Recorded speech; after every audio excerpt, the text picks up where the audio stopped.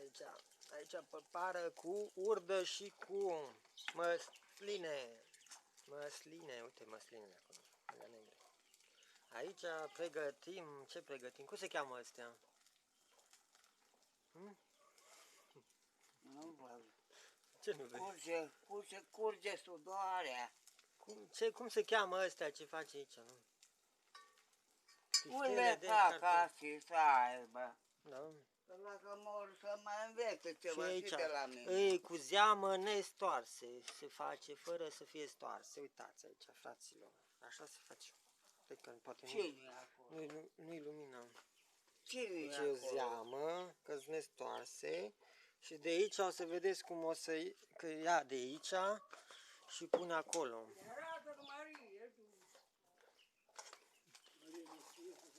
Păi nu știe așa, nu știe că iasă așa. Știe și mă. Ea nu le stoarce. A?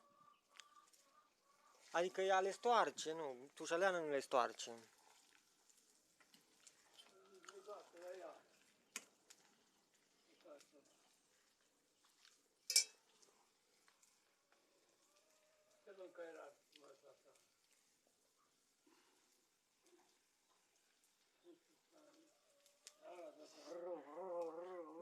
Încă era că i-l-a dat un os și lui cine i-a dat? Lui Căța sau la asta? Și-a venit.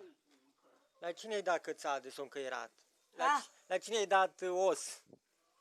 La ce? La Căța sau la câine i-ai dat osul? De s-a încăierat aseară. Cine s-a încăierat? Asta nu. Cum nu știi? Asta nu știu. Păi cum nu știi că ai fost în curte? Când s-a încăierat câinii. De ce s-a încăierat? Că s-au mâncat unul cu altul. S-a mâncat. Ce se fac? S-a bătut, nu s-a mâncat. S-au bătut, probabil. Așa, eu mă bag peste ei, ei să ceartă. Măsa cu... Dar la cine ai dat osul? Ei sau la câinele ăla galben?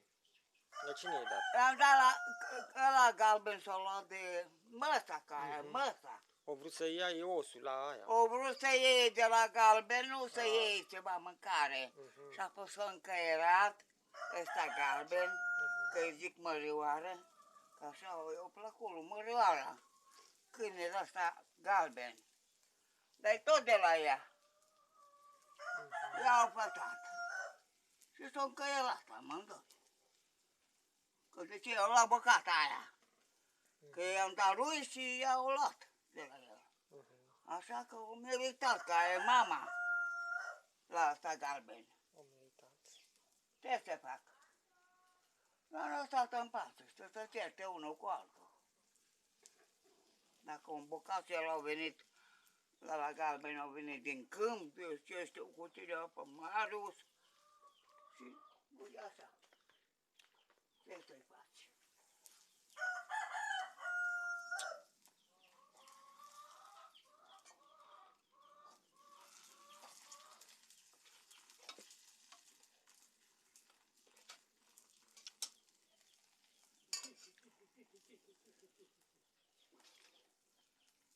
E gustos și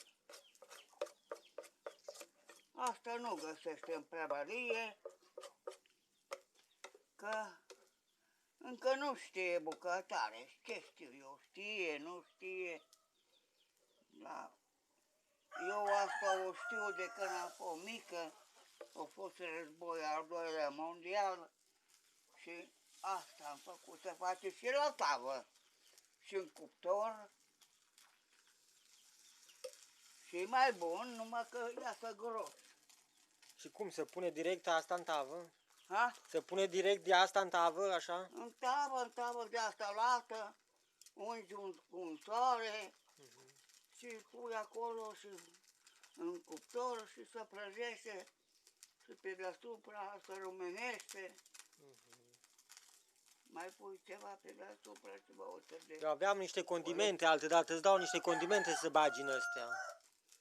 Este condimente speciale. Dacă ai...